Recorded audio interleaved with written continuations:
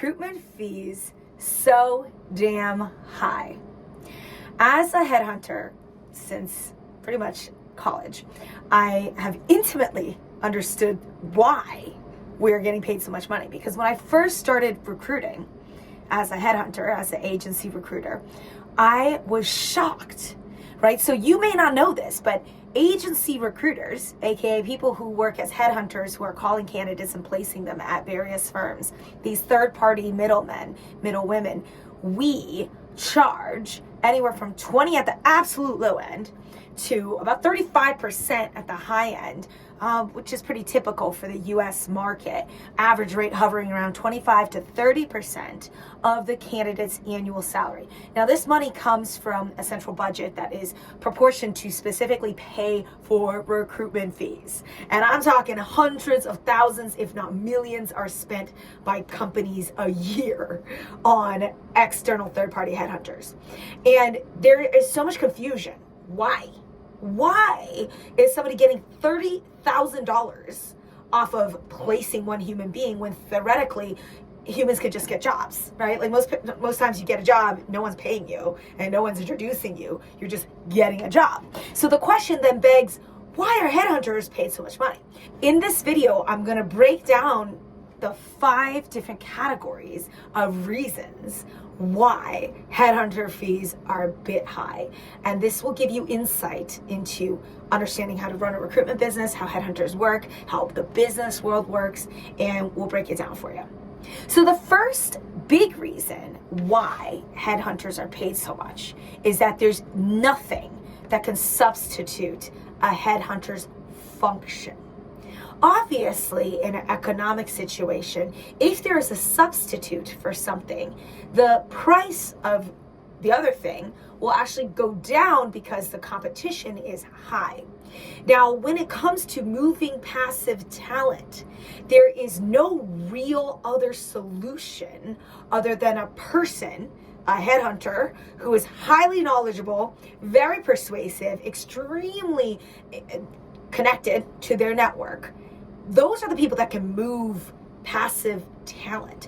Nobody else can really do that. So there's a lack of substitutes fundamentally that can replace the function of a headhunter, right? Because if there was a platform that worked, then our fees would not be so high because, oh, you could just go to this platform and voila, you get a CEO, a highly qualified CEO. Sure, if that was the case, there would be no need to pay a specialist executive headhunter to then pay them, $100,000 to place a $400,000 person, or maybe, again, the math works out to be, 3 times 4, $120,000, right? The math is so high because there is no platform that can safely recruit a top line person in a niche network. No platform can do that. There's no job board that can replace a headhunter's function because there's no depth of interviewing, of understanding the person's intimate needs, and ultimately securing a candidate who's highly qualified, who can successfully move and switch companies. Because a platform's not going to do that.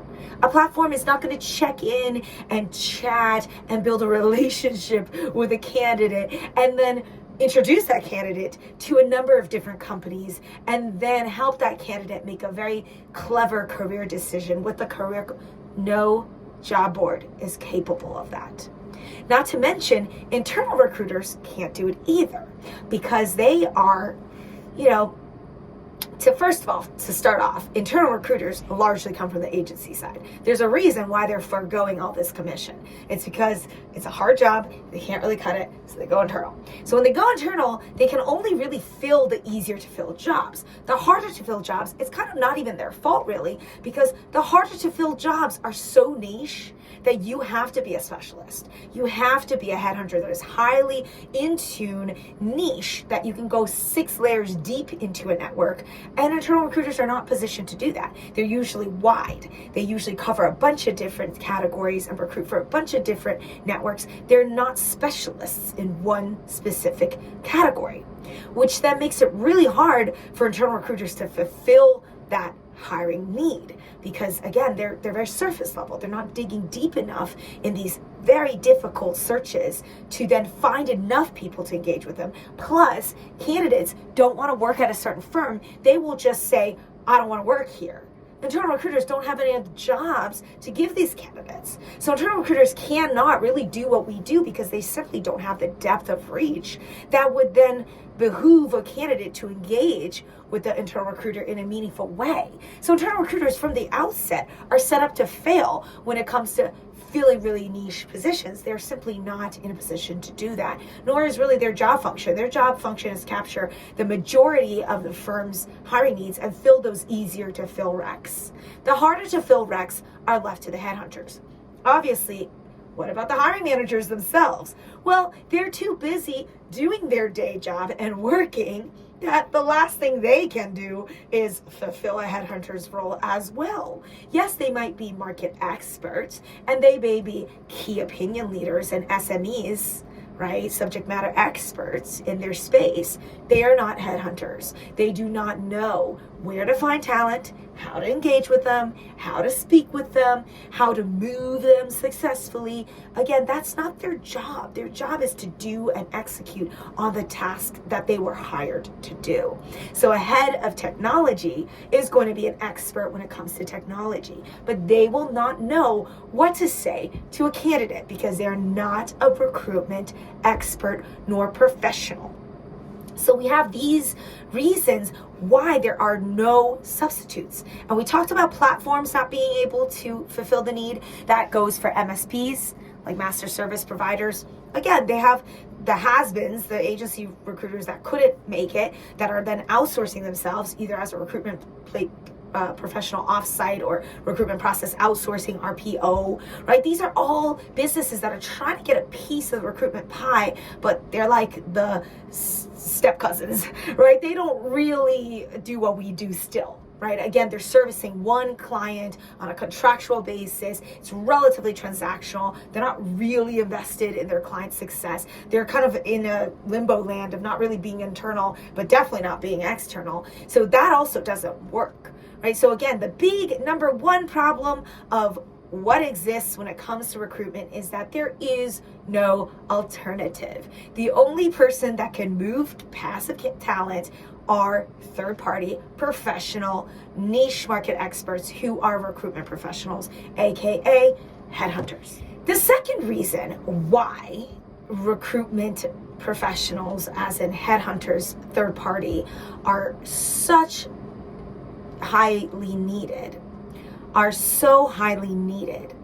is because recruitment companies service businesses.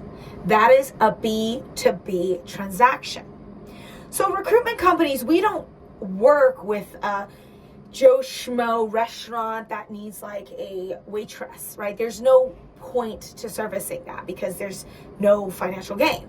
Recruiters service big businesses with much higher revenues, that the recruitment fee is a relatively cheap expense compared to the business value that the right hire will bring to the company. So again, we're talking about very niche markets in which the candidates in that market are so highly valued from a commercial standpoint that a business will look at a recruitment expense and say, that's cheap. That's hard for us mortals to comprehend because 30 to 50 to 100 to 120 to 150 to maybe even $250,000 fees. I mean, yes, there are fees at that kind of range. When businesses are able to shell out that amount of money, it is a business expense. You cannot look at recruitment from a small business perspective or from a consumer individual perspective, because that obviously is inconceivable. But when we're talking about servicing a mega corporation that's worth potentially trillions of dollars or billions of dollars, what is $30,000? What is $50,000? It's a drop in the bucket. Because, for instance, I used to do regulatory writing recruitment, and I would charge regularly 20 to 30% of the candidate's salary as my fee. That means I'm getting paid anywhere from $30,000 really to about $45,000 or maybe $55,000 per hire. Now, regulatory writers perform a very critical function within the organization of a pharmaceutical company. Without a regulatory writer, this company will not have the documents ready to submit to the FDA, Food Drug Administration, in which the FDA will then allow the drug to be commercialized and sold. Now, when a drug in the USA is being sold, knowing that we are the #1 pharmaceutical business industry in the world, we're talking billions of dollars. So you're telling me that without the right medical writer, I cannot get this new drug approval. Therefore, I am now precluded from earning billions of dollars. You bet I will get the budget approval needed to pay your measly recruiter fee, because $30,000 to $50,000 in light of billions of dollars of potential revenue is a drop in the bucket. So that is a critical piece of understanding how recruitment works. We are not servicing a random low-level position, and I hate to say it in such an elitist way, but recruitment is a pay-to-play scheme, and only the rich play in it. It is not to service the mundane jobs that I grew up doing, that you and me grew up doing. If you are a landscaper, if you are a restaurant worker, if you are selling knives door to door, there is no need for a recruitment fee for that, because we are doing stuff that we would do anyways, right? Like, this isn't something where you would need to engage a headhunter to serve. So the businesses that use headhunters, we're talking playing at a Goliath level, paying David fees. You see what I'm saying? So business operational needs and revenue needs are so high that it is not a problem at all to pay a recruitment fee. Let's talk also about the financial detriment of making the wrong hire. So when a recruitment firm is not involved, there is a lack of quality control, because the stuff I see as a third-party headhunter dealing with these people, the candidates, every single minute of my day, I get to know my network very well. I know who the good people are and who are the liars, the cheats, the grifters, the moochers, and the just basically playing the game of getting the job, getting good salary bumps, but really being relatively inefficient and not great workers. And there are professional grifters like that, and they do this for a living. And they're able to get jobs on their own because they pick highly candidate-driven markets in which that's allowed to do so, because again, in those markets, there's less substitutes. Now, as a third-party recruiter, I am a quality control expert for my clients because I care about my clients and I have a certain level of respect for myself and my client network that I will not represent a candidate below a certain grade level. Just like you would look at beef. There's grade A beef, there's, filet mignon beef, and there's ground chuck, right? There's the fat. So we are not going after the low end beef. We are going after the top. That's not a good analogy because I'm not a beef expert, but you get my point, right? Like, I'm going after grade A beef, and I will not represent someone at a certain level. Now, businesses who have the money to spend understand this dichotomy. They understand that if they pick the right recruiters to align with, they will get grade A beef.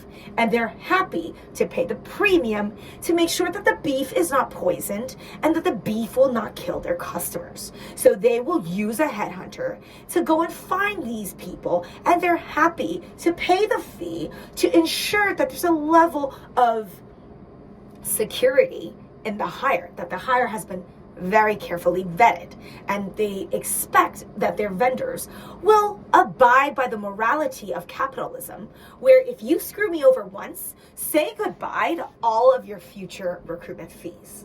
Recruiting companies are not stupid. They will look at an account and say, this account is so good, we cannot afford to lose them. We can only give them people at a certain caliber. And because there's those checks and balances, that companies, again, are happy to pay this measly $30,000 to $50,000 fee for most hires who are senior analyst level to about VP level. Because you got to do the math. It kind of works out to be that way.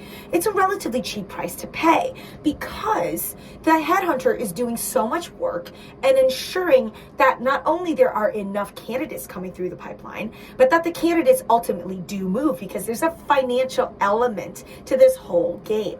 Headhunters are incentivized to make sure that the candidate actually vacates their position and successfully moves. There's a financial consequence if we do not achieve this. So we are only looking to move people who genuinely will move and are good enough to be worth the recruitment fee we are being paid.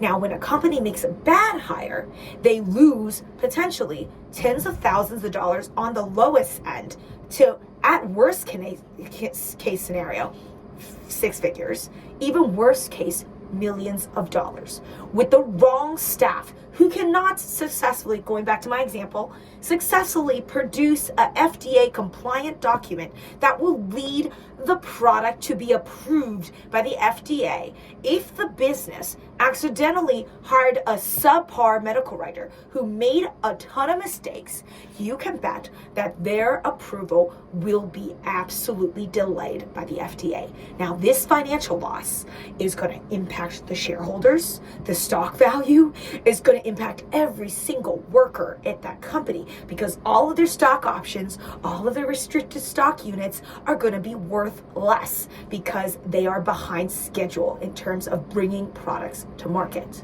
Again, when put against the backdrop of a calamity of a hire, let's say you hire someone who ends up becoming a sexual harasser, and you didn't know that because you did not use a headhunter who knew that. Because headhunters, we know who these people are, and we will tell our clients that person is a problem, because I have talked to other people in the network, and we all know this to be the industry's dirty little secret. That's another example of what headhunters know, that TA people, that internal talent acquisition people, that corporate recruiters, how would they know? They are not in our market. They are a generalist recruiter. They're not niche. So they don't understand our market. They don't know the players in our market well enough to truly understand, wow, we just dodged a bullet.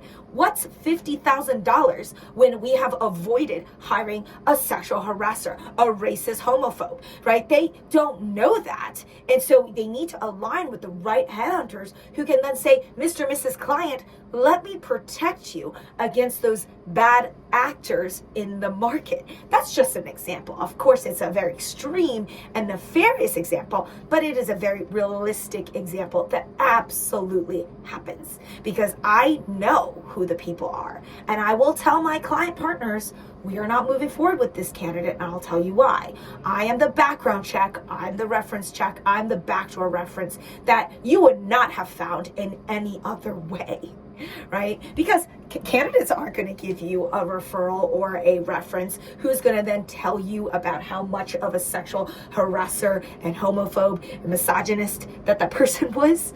They're obviously curating those networks. So a third-party recruiter, their job is highly significant, in which we absolutely are supposed to be very diligent to protect our network against bad actors. Long story short, because it's a business expense, companies are happy to pay the recruitment fee. It's a win-win for them because they ensure that they're buying a better product, they're hiring a better candidate, a better worker that's highly vetted, usually wanted by multiple parties, and they win them through the headhunter's expertise and support, or the headhunter represented the candidate to multiple companies, and that the client wins, right? Either way, the client gets a much better hire who's much more capable and can actually deliver according to the client's needs, which leads to higher revenue generation, which then makes the fee look relatively cheap. They write the fee off the taxes, they get a deduction on it, they get a better worker, they achieve their revenue goals. Who cares? Let's do it again. And that is how recruitment businesses consistently make more and more profits with the clients they have, because the client recognizes, I found a great recruitment business, I'm going going to keep giving them business, and they're going to keep giving me these amazing candidates that are then going to take my business to that next level, and we're going to have the competitive edge. Again, a business expense is much different than a personal expense, because I'd agree with you. I cannot afford to pay someone $30,000 to find me a house cleaner, for instance, right? So there's a business element to that. Another reason why recruiters are being paid so much money is that, ironically, recruitment ourselves, we are a candidate dry market. The supply of top headhunters is extremely low. There are a few reasons for this. The first reason, the most obvious reason, is that recruitment is not a traditional career route. In other words, we do not have the PR necessary to get a lot of people into the door, right? We just don't. It's not a celebrity. We're not a sports agent. We're not a sport. There's no like va-va-voom, element to our career. It's a relatively hush career. Like, I went to business school and I didn't even hear about headhunters existing. My parents are not executives. They're not senior people at Fortune 500. So they don't know about headhunters. The only people who know about headhunters are either hiring managers, company executives, as well as headhunters themselves and candidates who are in a position to be prospected by headhunters. And these people are few and far between, right? Because not every single market has headhunters, like I explained earlier. So when you don't know that headhunters exist, naturally, that means that we as an industry, as a profession, we do not have incoming talent. For instance, when I was growing up, my parents told me to become a doctor, a lawyer, a scientist, a nurse, blah, blah, blah. So all of these professions have a ton of PR. There is a lot more incoming talent because parents are pushing their children into these career categories. Same with schools, same with society, same with career counselors. They only know what they know. They don't know that headhunters exist. And because of that, they are not educating the youth on, hey, you might want to become a headhunter. How would they know? They're not professional career coaches, really. They're just counselors that work at a school. So they don't have a lot of practical, real world commercial knowledge. And that is why the blind lead the blind. So a lot of people don't know that we exist. I certainly didn't. When I became a headhunter, everyone thought I was an idiot. They were like, wow, this is a stupid sales job. You're getting paid $35,000 on base. What a scam. I thought it was a scam too, until I started working in the industry. I realized, holy cow, this is better than being a lawyer. This is making doctor money without having to cut up guts and touch people's bodies and grab their blood samples, right? Like, it's insane. Like, you don't know. Headhunters get paid $200,000 to $400,000 without having to go to doctor school, without having to go to lawyer school. That makes me sound stupid. I know it's called graduate school.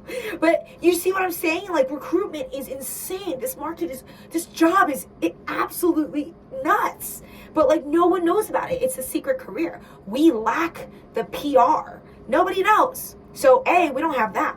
All right, the people who do know, the people who do end up coming into recruiting, they quit. They quit in high droves. It's a hard job.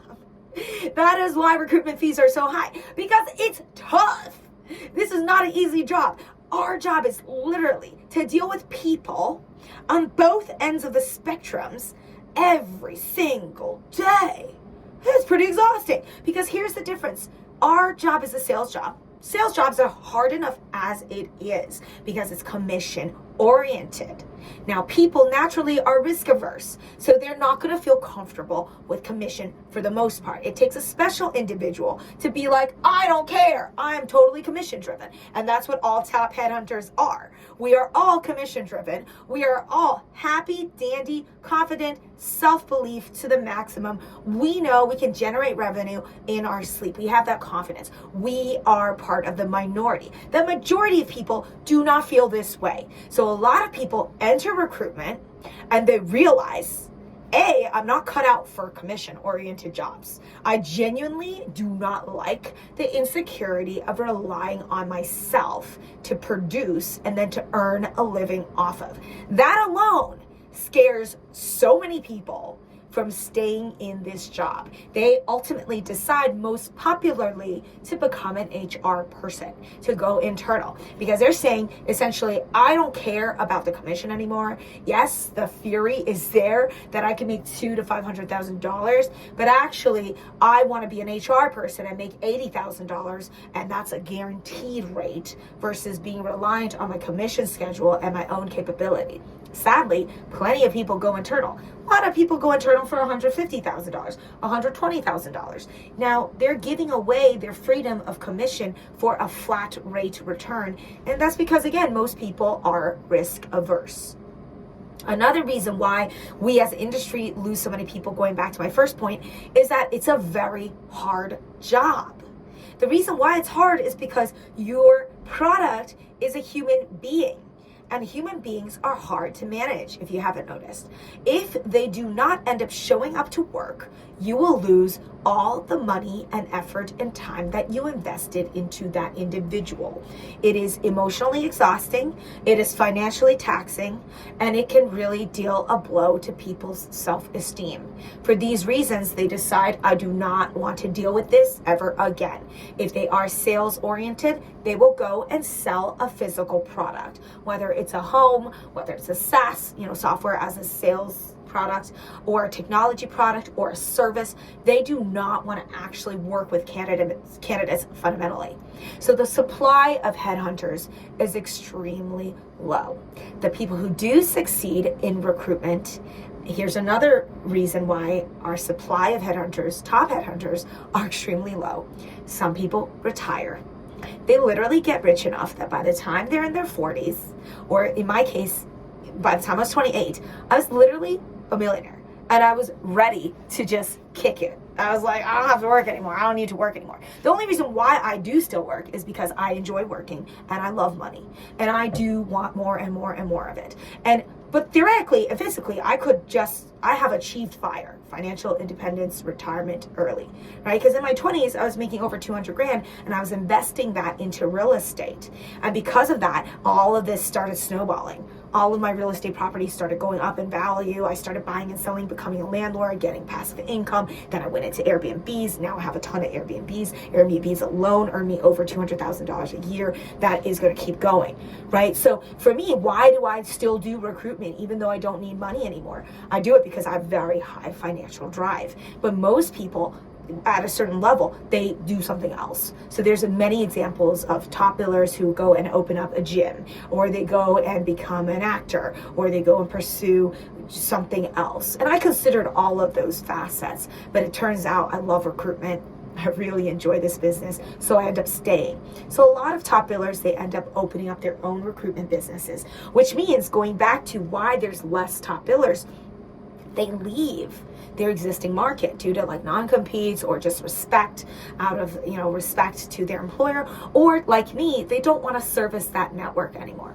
So I was the top billing recruiter in regulatory writing for 3 years running, and then I decided I wanted to do executive search, and I moved out of regulatory writing and I started doing executive search placements. So keep in mind, as headhunters, we have the malleability to move within markets, which means certain years you'll have a really great recruiter that is your go-to guy or gal in a certain market, but then that person ends up either opening up their own shop, retiring for a bit, quitting, or going internal, or so the supply of recruiters is always decreasing, and the net gain, the net population increase is in low single digits, right? We as an industry, we're in dire need of new blood because the fall off rate is so darn high that, again, there's just not enough top recruiters to go around.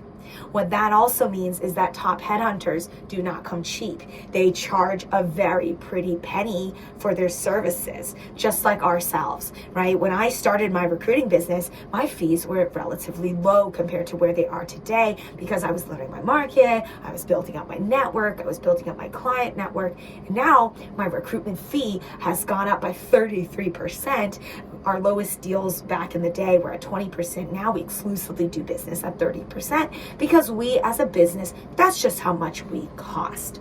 And our competitors still charge 20 to 25 or maybe 10 or 15%. That's their prerogative. They want to charge less, they can charge less. We don't. We're a premium provider. We're going to pay, we're only going to pay attention to clients that pay us our premium fee.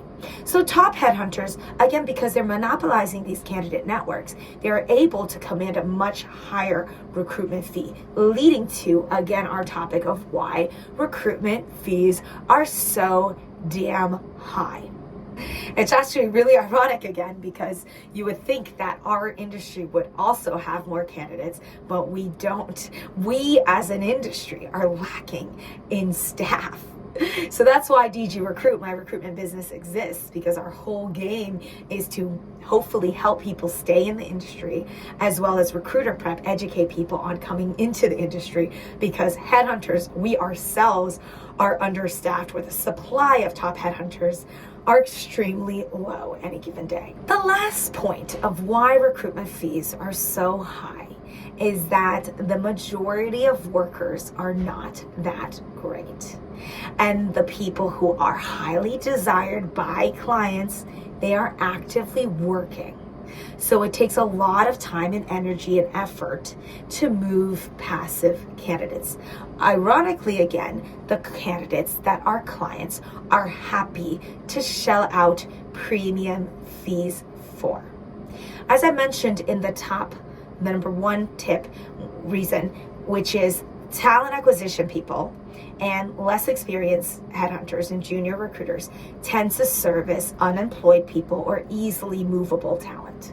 Headhunters exclusively deal with tougher candidate moves. So because there are less candidates that are really capable of doing the job, recruiting companies are taking a big risk to service those markets. And that's why they can get away with charging much higher fees for specific verticals that are extremely difficult to penetrate from a candidate perspective. And because the good candidates are so few and far between, the headhunters monopolize these workforces and are able to capitalize on the value of the passive candidate.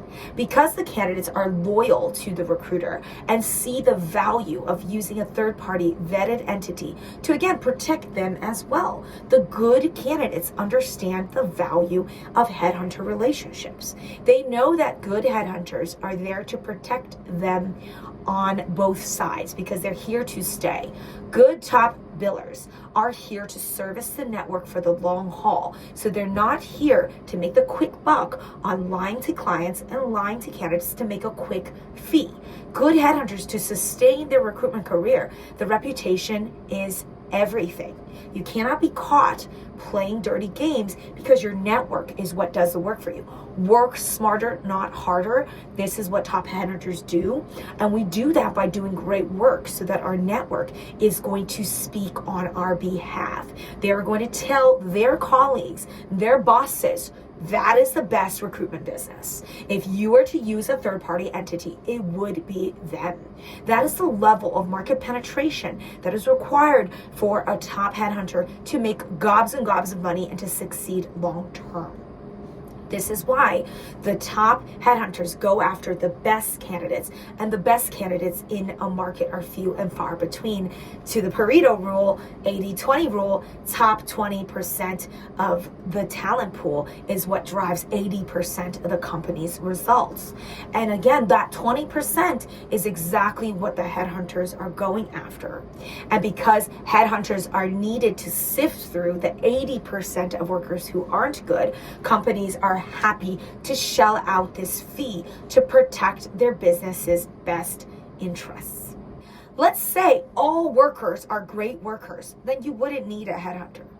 If every single worker by default are equally motivated, are equally excellent at their job, are equally nice people who contribute positively to a company's culture, are equally generous and kind to their colleagues and create a lasting benefit to the business, are equally efficient, are equally dedicated to the company's mission, you would not need headhunters. You wouldn't, because every single candidate would suffice. But the reality is they don't.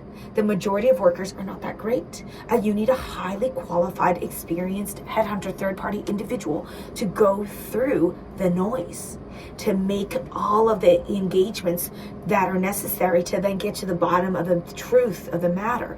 Is this candidate worth hiring or not? Because if they are, we should be able to monetize that profile and get multiple clients' interest to then pay us our pound of flesh.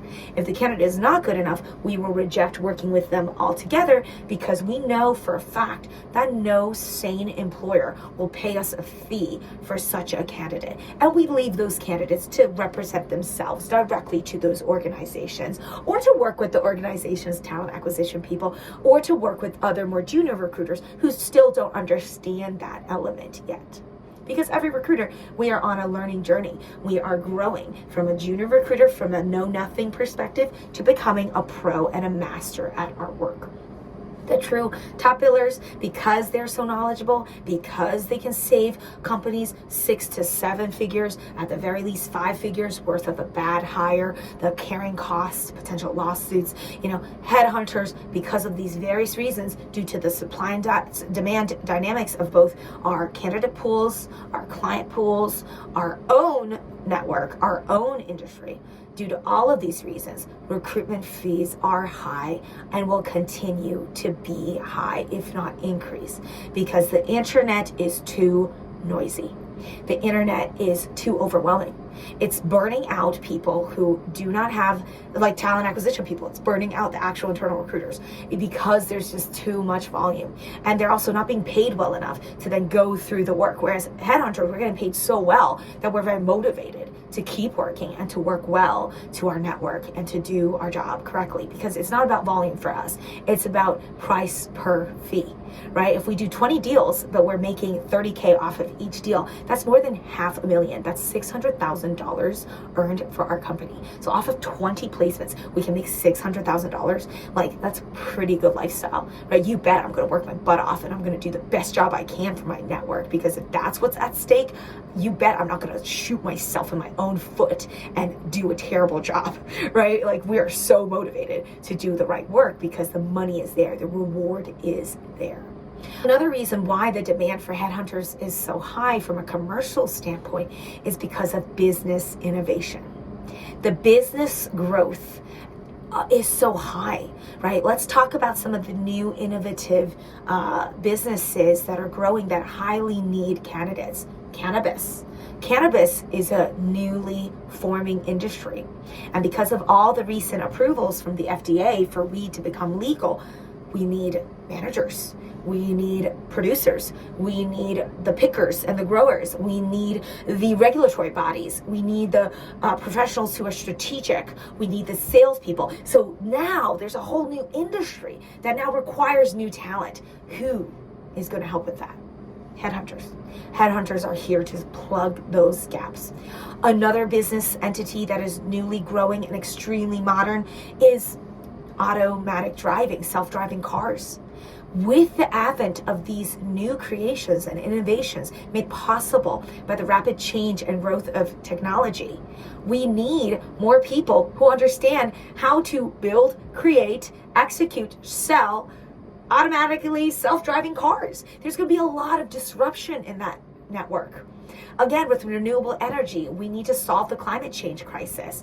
Solar, renewables, new industries, they need new talent. Those are highly candidate-driven networks. Nobody is coming into those networks. Headhunters, those are the people that are recruiting people to either come into the business, come into the network, or transition from one dying career to another more exciting career. Meta, right? Web 3.0. That's new business. You need people to go into that realm. So the net business and economic pie is growing at such a rapid pace that internal recruiters cannot possibly solve the talent gap. You need specialized either kind of academies, which are also recruitment firms, if you think about it, right? They're educating people and then placing them into places for those people to then get money for the recruiting firms who are making money per placement, right? So again, all of this innovation is leading to a much higher demand in terms of recruiting services to fulfill the candidate gaps.